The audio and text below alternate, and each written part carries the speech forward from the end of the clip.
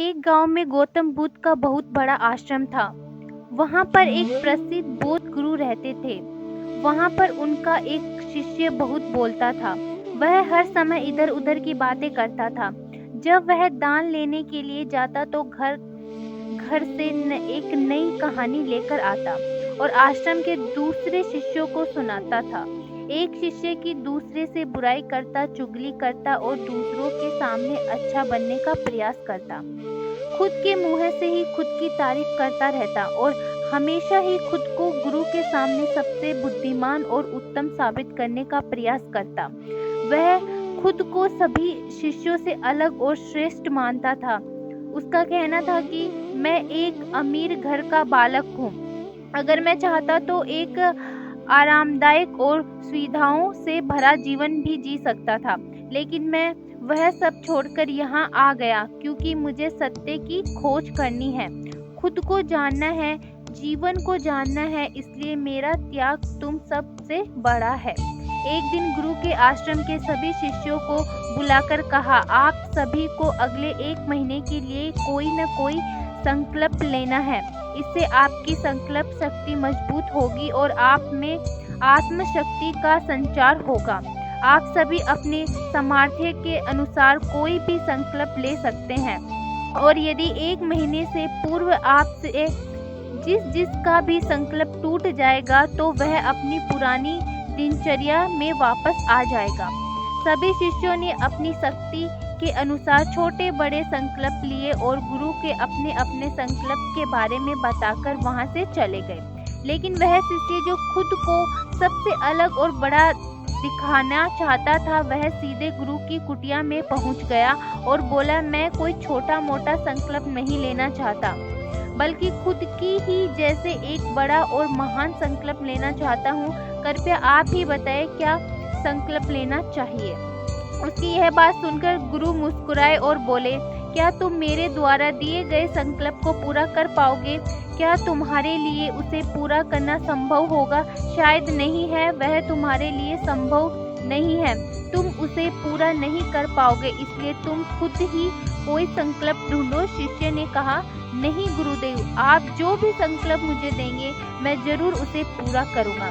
गुरु ने कहा, ठीक है, तो तुम अगले 1 महीने तक चुप रहोगे, मुझे से एक शब्द भी नहीं निकालोगे, यही तुम्हारा संकल्प है। शिष्य ने कहा, गुरुदेव, यह भी कोई संकल्प है? यह तो बहुत ही आसान है, 1 महीने तक चुप ही रहना है।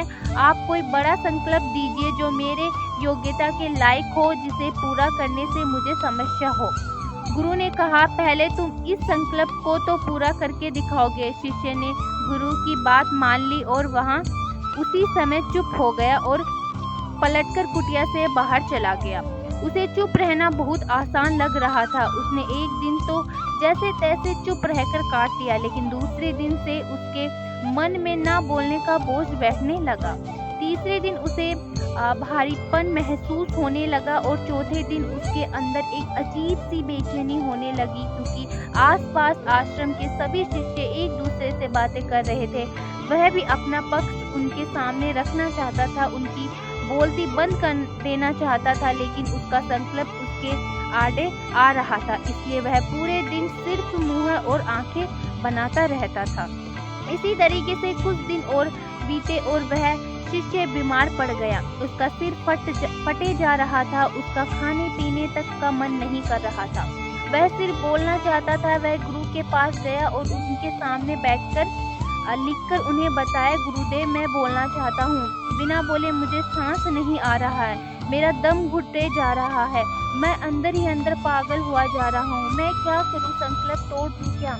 यह पढ़कर गुरु मुस्कुराए और बोले, संकल्प को तोड़ने के लिए ही होता है, लेकिन जो अपने संकल्प को पूरा कर लेता है वही अपनी आंतरिक शक्ति को बढ़ाता है, और जो अपनी आंतरिक शक्ति को बढ़ा लेता है वह समाज और जागृति की राह पर आगे बढ़ जाता है। संकल्प का लेना भी तुम्हारे हाथ में था और इसे तोड़ना भी तुम्हारे ही हाथ में है। तुम्हारा बहुत से भाई अपने संकल्प को तोड़कर अपनी पुरानी दिनचर्या पर वापस आ चुके हैं। अगर तुमसे नहीं हो पा रहा है तो तुम भी संकल्प संकल्प तोड़कर अपनी पुरानी दिनचर्या पर वापस जा सकते हो। लेकिन याद रखिए, अगर आज तुम इस छोटे से संकल्प को नहीं संभाल पा रहे हो तो तुम अपनी बाकी की पूरी जिंदगी को कैसे संभाल सकोगे। बाकी फैसला तुम्हारी तरह से तुम्हारे हाथों में है। गुरु की यह बातें उस शिष्य के दिल पे चोट लग गई। वह बिना कुछ बोले वहां से वापस चला गया और खुद को अपनी कुटिया में बंद कर लिया। वह केवल अपने जरूरी कामों के लिए ही कुटिया से बाहर निकलता, बाकी सारे समय कुटिया के अंदर ही बैठे रहता।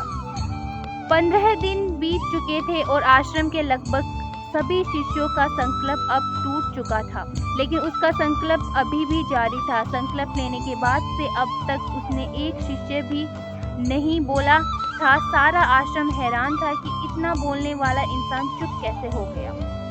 15 दिन बीतने के बाद वह दोबारा अपने गुरु के पास गया और लिखकर बताया है, गुरुदेव, मैं बाहर से तो चुप हूँ, लेकिन मेरे भीतर बहुत सी आवाजें हैं, बहुत सी चीख पुकार और शिकायतें हैं। मैं अंदर ही अंदर बात करता रहता हूँ। मेरे मन में तरह तरह के प्रश्न पूछता रहता हूँ। मैं बाहर से जितना मौन हूँ, भीतर से उतना ही शोर शराबे से भरा हुआ हूँ। क्या इस तरह से मेरा संकल्प अभी भी जारी है?